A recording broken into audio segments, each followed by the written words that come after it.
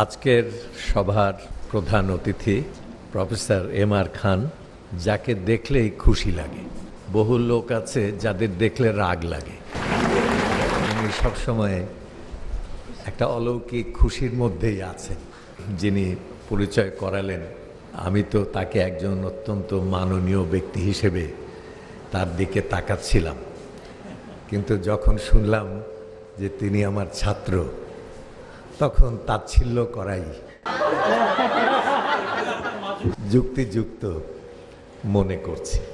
সভাপতি, তাকে বহুদিন থেকে দেখছি সমস্ত কাজের মধ্যে এই কোয়ান্টাম ফাউন্ডেশনের তিনি প্রাণ হয়ে শক্তি যোগাচ্ছেন সব জায়গায়, আজকেও আছেন। প্রথমেই স্যারের কাছে শুনলাম যে 63 জন এখানে আছেন যারা 25 বার রক্ত দিয়েছেন। শুনে আমি আটকে উঠলাম। আমি স্যারকে বললাম যে স্যার, এদের গায়ে কি রক্ত টক্ত আর আছে? স্যার বললেন যে আছে তো বটেই, আরো বেড়েছে। তারপরে ওই যে একটা মেয়ে এলো একটু আগে, 10 বার রক্ত দিয়েছে। শুনে আমি ভাবলাম যে হয়তো কঙ্কাল সার কেউ এদিকে আসছে। তাকিয়ে দেখি যে না, বেশ ফুটফুটে একটা মেয়ে। তখন আমার দুঃখ হলো যে আমি কেন দিইনি, তাহলে এই বয়সে আমার চেহারাটা হয়তো আরেকটু ভালো থাকত। এবং আমার ধারণা যে আমার খান স্যার অনেক দিয়েছেন, না হলে এই বয়সে এত হাসি, এত আনন্দ কোথা থেকে আসে? হয় গোপনে কিছু চলছে, নয়তো উনি রক্ত দিচ্ছেন। কেমন, এই দুটোর একটা নিশ্চয়ই হচ্ছে। তো যা হোক, রক্ত দিলে রক্ত কমে না, বাড়ে। আমরা ছোটবেলায় একটা কবিতা পড়তাম যে as one lamp lights another, nor grows less, so nobleness enkindleth nobleness.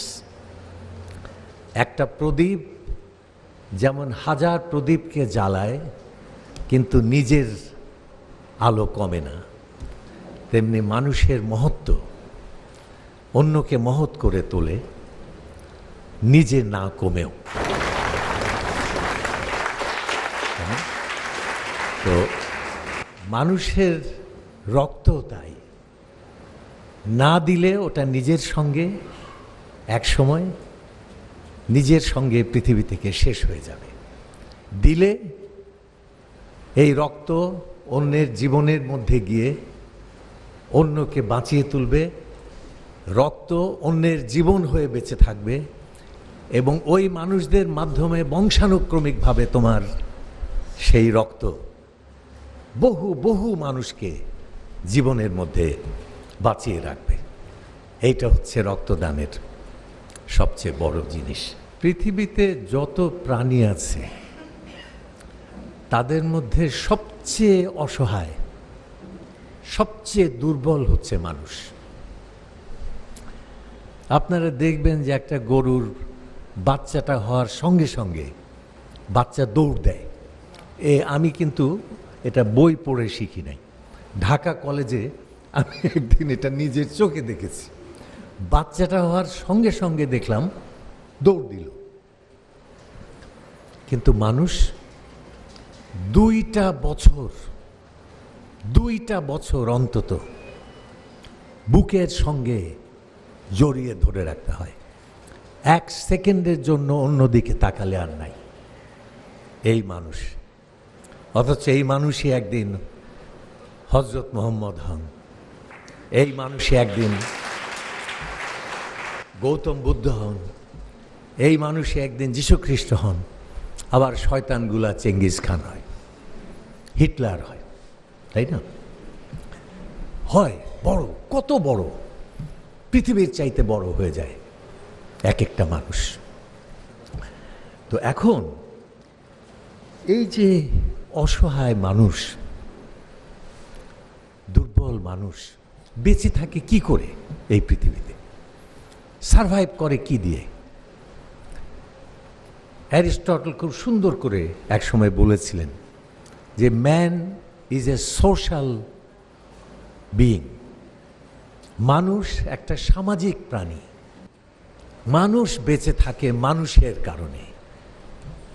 অনেক মানুষ আছে বলে প্রতিটা মানুষ বেঁচে আছে।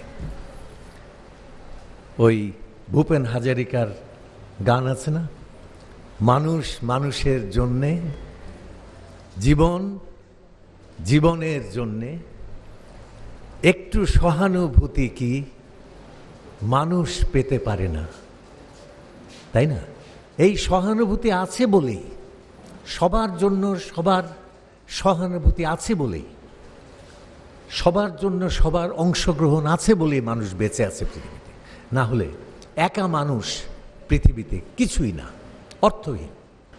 ধরেন আপনি আর আপনার একজন বন্ধু দাঁড়িয়ে রাস্তার পাশে গল্প করছেন। আপনি রাস্তার একটু দিকে, বন্ধু একটু রাস্তার মানে একটু ওই পাশে ফুটপাথের দিকে দাঁড়িয়ে আছে, গল্প করছেন। এমন সময় আপনার বন্ধুটি দেখল যে একটা গাড়ি পাগলের মতো ছুটে এসে, হয়তো কোনো যান্ত্রিক ত্রুটি, হয়তো অন্য কোনো কারণ, আপনাকে একদম পিষে চলে যাচ্ছে।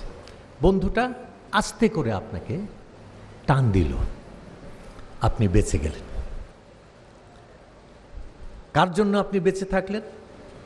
তারপরেও অন্তত আপনি 40 বছর বেঁচে থাকলেন, এই পৃথিবীকে দেখলেন, কত কাজ করলেন, কত আনন্দে থাকলেন, কত সৌন্দর্য দেখে গেলেন পৃথিবীতে। কার জন্য? একটা মানুষ আপনাকে 1 সেকেন্ডের জন্য একটু সাহায্য করেছিল, সেই জন্য আপনি বেঁচে গেলেন, তাই না? আমরা কিন্তু একা বাঁচি না। এরকম কোনো না কোনো বন্ধু আমাদের পাশে দাঁড়িয়ে সব সময় আমাদের টান দেয়, এই জন্য আমরা বেঁচে থাকি। আপনি চিন্তা করেন, এই যে আপনার হাতে একটা ঘড়ি আছে, এই ঘড়ি চামড়া, বেল্ট, এই বেল্ট নিশ্চয়ই কোনো ট্যানারিতে প্রথমে একটা গরু জবাই হয়েছিল, একটা গরুর জীবন এই ঘড়ির বেল্টের সঙ্গে আছে, তাই না? শুধু মানুষই যে কন্ট্রিবিউট করে তা না, অনেক সময় গরু ছাগলও আমাদের কন্ট্রিবিউট, বেঁচে আছে কি করে? চামড়াটা গরু দিল, তারপরে একটা ট্যানারিতে যে সেই চামড়াটা প্রসেস হলো, সেখানে 50 জন লোক, তারপরে সেখান থেকে আরেকখানে গেল, সেখানে প্রসেস হলো, হতে হতে যখন ওটা বেল্ট হয়ে চলে এলো,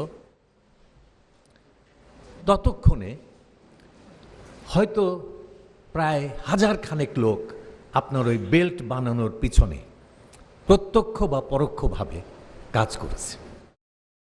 তারপরে ঘড়ির যে কেসটা, তার জন্য হয়তো 1000 লোক কাজ করেছে, কোনো বিশাল কোম্পানিতে, কারখানায়, ফ্যাক্টরিতে।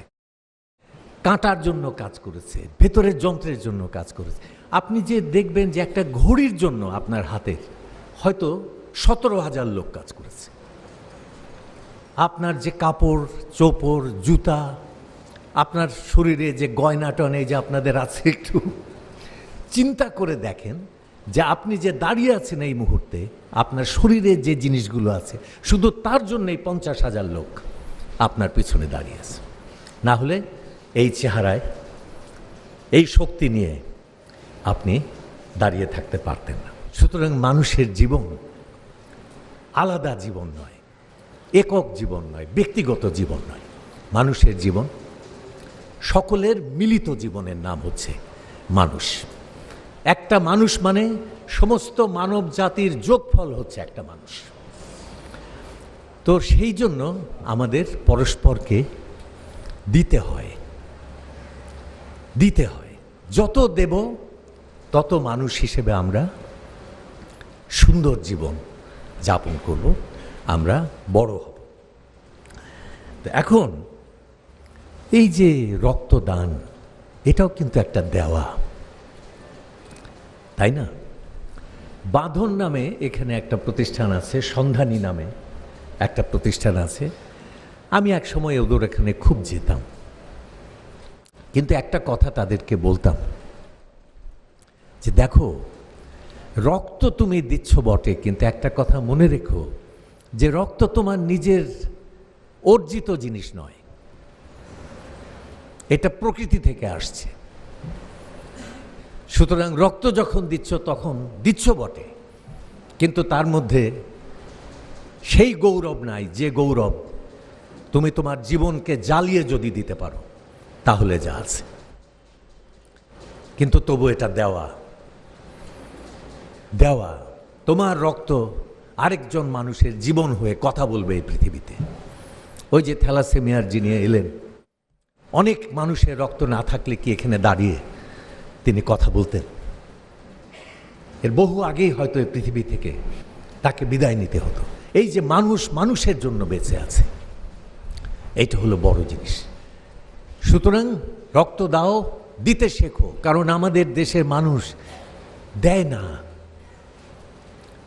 না, খালি সমালোচনা করে, খালি অন্যের হৃদয়কে ভেঙে দিতে চায়, খালি কষ্ট দেয়, খালি নেতিবাচক কথা বলে।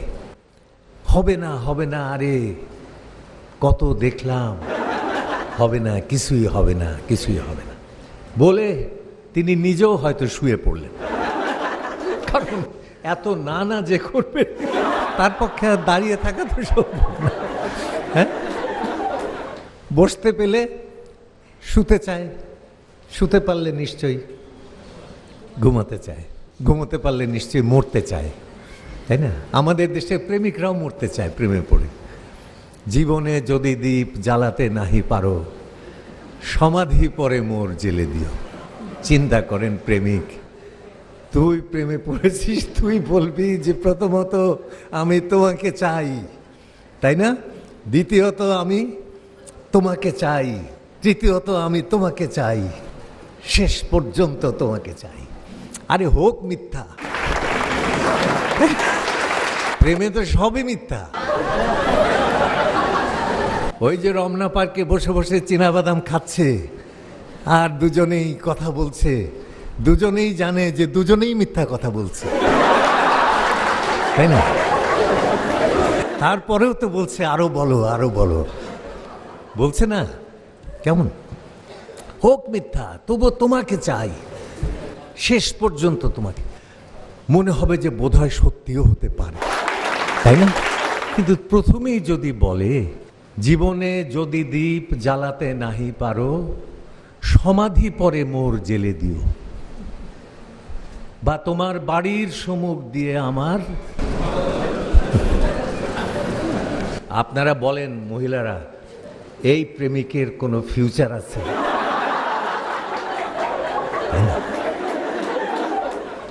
নাই। আমাদের বলতে হবে, আমাদের বিশ্বাস করতে হবে, আমাদের দিতে হবে। আমার যত যেসব দিতে হবে সে তো আমি জানি, আমার যত বিত্ত প্রভু, আমার যত বাণী, সব দিতে হবে। দিতে শেখো। আমি ওদেরকে বলেছি তোমরা দিতে শেখো। কচু গাছ কাটতে কাটতে এক সময় ডাকাত, দিতে দিতে তুমি একদিন তোমার নিজেকে দিয়ে দিতে পারবে।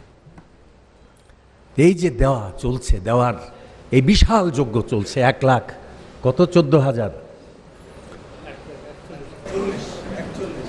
41,000 1,41,000 মানুষ দিচ্ছে। এটা বাড়তে বাড়তে নিশ্চয়ই 10 লক্ষ, হ্যাঁ 44, হ্যাঁ হবে। আমি আবার অঙ্কে খারাপ, হিসাব করতে পারছি না। দেবে, দিতে দিতে দিতে দিতে একদিন সমস্ত জীবনকে দেবে, জাতিকে দেবে, সবাই সবার জন্য দেবে।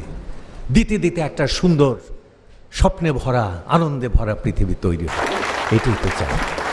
আর ওই যে মেয়েটা বক্তৃতা করেছে, ওর একটা শব্দ নিয়ে আমি একটা কথা বলবো। ও বলেছে ও 10 বার দিয়েছে, ওর লোভ আছে 25 বার দেবে। এইখানে আমি একটু কথা বলবো, তো অল্প বয়স, ধরতে পারে নাই। লোভের জন্য কিছু করো না।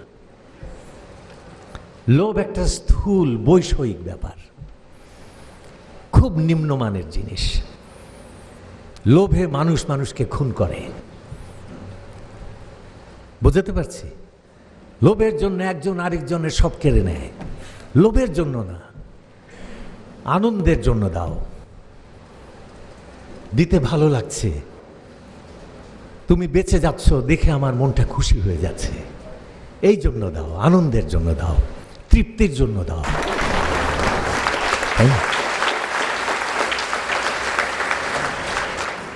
শান্তির, তোমার নিজের শান্তির জন্য দাও, আর তোমার আত্মার জন্য দাও। কারণ তুমি যত বড়ই দাতা হও, যত বড়ই যে মানুষ হও, এই পৃথিবী থেকে তুমি মরে যাবে একদিন।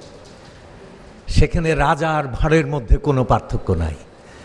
সেখানে 25 বারের দাতার সঙ্গে 5000 বার দাতার সঙ্গে কোনো পার্থক্য নাই।